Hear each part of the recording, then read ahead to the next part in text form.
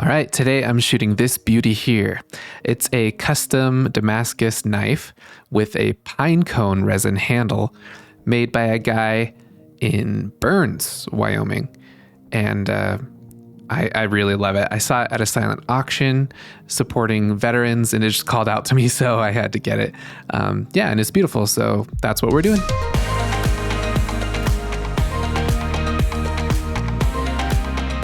It comes in this beautiful sheath, all green, American flag. And this is what I came up with as far as a concept. So it's a knife stuck in a piece of pine stump. And I got some pine cones floating around it and some lighting ideas. So that's the general idea. Also, I was eating lunch and squirted tomato juice all over my paper. I'm sad. So the first step I think is going to be finding an actual stump. There's a little bit of scraps out here that my dad said I could rummage through. If I don't find it there's a couple folks in town who I might be able to get some from, but I might have to bust out the chainsaw. I'm also in the works of photographing this beautiful SE knife here, so that's coming along. And then this is another really cool custom knife I found. It looks like it was made by someone in Oklahoma, but it's a Damascus as well. Pretty. Oh, and then another buck 119. Let's go see what this wood's all about. All right, so here's a trailer full of stuff. The majority of this is pine. I'd love to have the bark attached. The goal is to get some really nice rings. Trouble is this is all rotting and pretty dead. I almost want something a little more fresh because the bark's just falling right off. I don't necessarily want to bring in rotting wood to the studio. Yeah, I think I want a fresh piece. So that means I'll have to look in town. There's a couple folks in town that'll probably have some. Looks like we got some rabbits hanging around. Little bitty poo-poos. So I just came back in, called my mom, and she said there's a couple places around that might be good to look for pine cones, so I can do that first. Hopefully by then I'll have the contact information for the pine stumps. And I just have to figure out how I'm gonna do the background.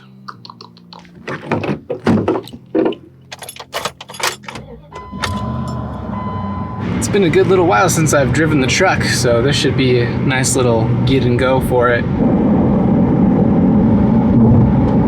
Now we're on the back roads. This hill is famous for all sorts of treachery. It's very steep, very slippery in the winter, all dirt, it gets super rough, and my family has had more than their fair share of trials traversing this hill. The dirt down here is just straight up silt. It is nasty. This canyon, this place, I'm overexposed like crazy, but it's pretty cool. Walking back here creeps me out. You just know it's gonna be full of snakes. I don't even know if these types of trees produce pine cones. I'm not really seeing anything. This might turn out to be a dud. I think I'm just gonna keep wasting my time looking out here. I'm just looking at these trees. I don't think they're gonna have any sort of pine cone that I'm looking for there. So I'll make the treacherous hike back up and we'll keep looking elsewhere. If I hold the camera level, that's what you're looking at. That's a pretty steep incline. I didn't think about it, but if you're not careful, you could easily die from heat stroke. It's at least the low to mid 90s. Oh, that was a bad idea. About to get delirious. Whew. Okay, on to the next spot. The air conditioning feels so good. There is something to be said about living out here in the middle of nowhere. It is beautiful. Didn't realize I was almost out of gas. That could be really bad. Hopefully I can make it to town. So we have some kind of evergreen tree around here. I don't know what it is, if it's a pine tree or what, but they do drop pine cones. They're pretty, but I'm looking for a larger, more epic actual pine cone, I think. What are you little lambs doing, huh? Hi. Hi. I forgot their names. It's called Jerry. Hello? Hey, is this Jerry? You might possibly have a stump of pine wood. I was looking for a piece just for a photography thing as a prop, and I wondered if you had something. Oh, now wait a minute. Oh, you need bark on them? If possible, yeah. If you kind of drove down here You can just walk around, kind of look at it. And I really appreciate it, Jerry. Okay. So I just picked up some wood from a guy named Jerry, local guy, and he was super nice. I got the wood, and next I need pine cones, and I'm gonna have to finish the shoot tomorrow, but yeah. And we also found on the side of the road a evergreen bush that was it just fell out of somebody's car. So that was kind of cool. That should be perfect for the background. Okay, so we just got done with Bible study, and turns out their house is full of different pine trees, so I got an awesome selection of pine cones. I think I've got all the props I need. We'll see for sure once we start setting up, but yeah, see you tomorrow. All right, I want to show you the pine cones I got. So I got a nice big one, so that should kind of cover this front area. Got another one, it's a little bit smaller, and then another one that's just a little bit smaller. These are all very similar. And then I grabbed two that were like this, which is a younger version. So here's the big branch we found. Hopefully that'll be good enough for the background. Here's one of the stumps. I think it looks pretty nice. So I've just got to figure out the best orientation and spot for this. So the idea is for the knife to sit right in this point there. So now it's just time to set up the set. I think I've got a pretty decent idea of how to do it. Yeah, so I'm gonna time lapse that.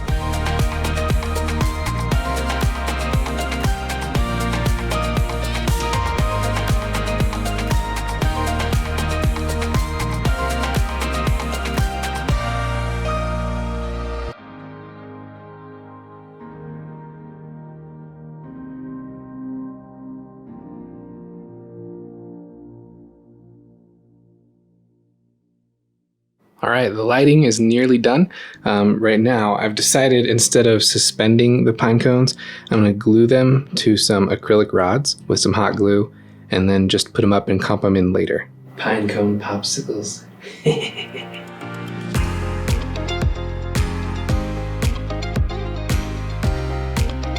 All right, so here's the setup. I've got my camera here, about 135 millimeters. I left my window open just because that nice ambient light really helped fill in the shadows.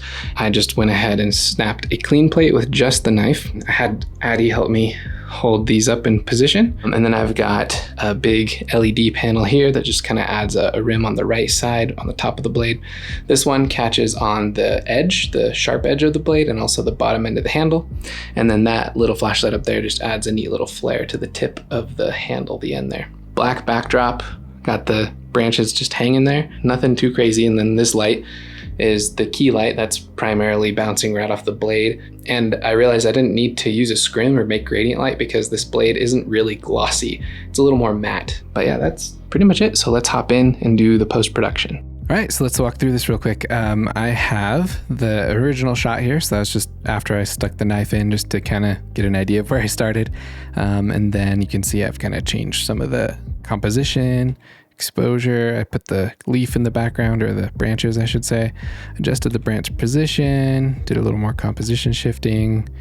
Yeah, continued to shift everything around. I filled in that gap right there with another branch, and then I put the black background up, and then I started to get the lights in here. So that's the key light, adjusting the position of that, just adjusting positioning and camera positioning, trying out reflectors, trying to find the angles of incidence here, trying to get that blade caught, and then the tip of the knife. There's the edge.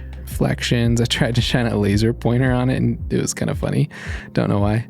I tried to kind of get more light into the handle by putting a reflector, but I didn't like the reflection I was getting from the top there, so I decided not to do that. Just tweaking the composition a little more. This is where I tried to put the haze in. Here's some more haze. You can kind of see the difference between the shot without haze and with haze, and you just lose a lot of detail. So I almost, if I want to have haze, I might add it in Photoshop. And then there's a little test of having the light coming through on the back, and I really liked it. And this is kind of where I ended up with liking it the most right here. So it's just very green, very dark. Then I went ahead and had the wife help me put in some pine cones.